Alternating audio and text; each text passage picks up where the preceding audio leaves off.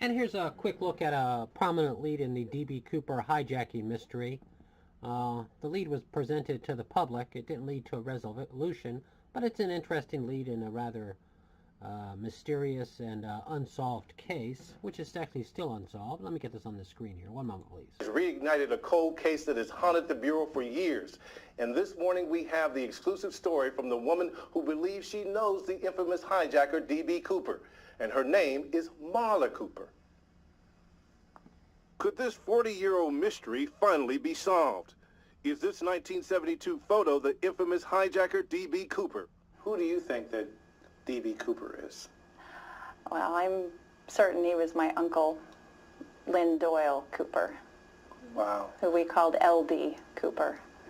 And you're kidding me. Cooper as in D.B. Cooper? No, this is not an alias. No. You believe that your uncle was D.B. Cooper? Yes, I do. The real identity of D.B. Cooper has been a mystery since November 24th, 1971, when a man calling himself Dan Cooper hijacked and threatened to blow up a passenger plane flying from Portland to Seattle. He ordered the plane to land and demanded a $200,000 ransom and a parachute. After his demands were met and the plane took off for Mexico, Cooper did the unthinkable. He lowered the back stairs and jumped out of a speeding 727, thousands of feet over the Pacific Northwest in a raging storm.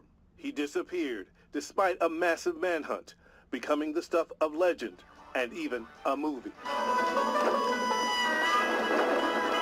Through the years, many leads and dead ends.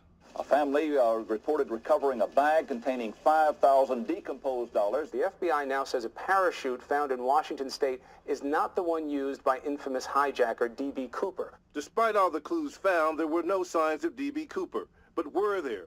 Marla Cooper claims she saw him days after the Thanksgiving hijacking at her grandmother's house, eerily near the scene of the crime. My uncle L.D. was wearing a white t-shirt, and he was bloody and bruised and a mess, and I was horrified. I began to cry. I asked them what happened. They told me that they'd been in a car accident. And my other uncle, who was with LD, said, "Marla, just shut up and go get your dad." And I ran inside the house, and I was spying on them from around the back of my grandmother's house. And I heard my uncle say, "We did it. Our money problems are over. We've hijacked an airplane."